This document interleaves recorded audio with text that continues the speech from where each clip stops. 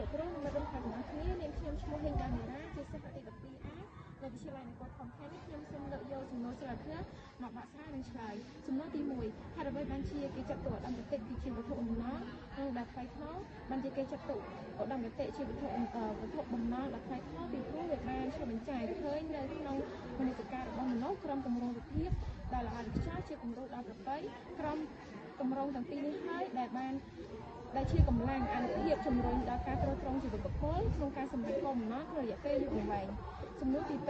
តើតម្លៃសម្ភារៈជាអ្វីតម្លៃសម្ភារៈគឺជាតម្លៃហើយដែលកើតមានឡើងដោយសារតែវត្ថុនោះមានទំនាក់ទំនងជាមួយនឹងអ្វីមួយផ្សេងទៀតសំណួរទី3តម្លៃធម្មជាតិគឺជាអ្វីតម្លៃធម្មជាតិគឺជាតម្លៃដែលមានចំពោះគុណភាពនិងជាប់ចំពោះគុណភាពឬជាប់ជាមួយនឹងវត្ថុនោះស្រាប់មកហើយសំណួរទី4តើទំនួលរបស់មនុស្សស្ដែងចេញតាមទិដ្ឋភាពប៉ុន្មានអ្វីខ្លះ